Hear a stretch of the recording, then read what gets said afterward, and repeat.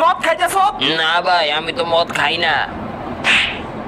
আমার মিছা কথা কয়, তুই বাপের স্বপ্নটা নষ্ট করে দিতেছ। যাক দে। ভাই আমার হুদাই মারলো, আমি তো মদ খাই না। বেটা আজ চল মদ খেয়ে গা, বাপের পকেট থেকে অনেক টাকা চুরি করছি। ভাই তুই আমার মাফ করে দে, আমি মদ খাওয়া ছেড়ে দিছি। আমি আমার বাপের স্বপ্ন ভেঙে লাইছি। হ্যাঁ তাহলে আমার একলাই যে মদ খেয়েছিল। আমি আমার বাপের স্বপ্ন ভেঙে লাইছি। যাই গিয়া ভাইয়ের কাছে ক্ষমা চাইগা। ভাইয়া তুমি আমার মাফ করে দাও, আমি আমার বাপের স্বপ্ন ভেঙে লাইছি। না, আমি তোরে মাফ করতে পারতাম না। আচ্ছা ভাইয়া, বাপের স্বপ্নটা কি আছিল যেটা আমি ভেঙে লাইছি?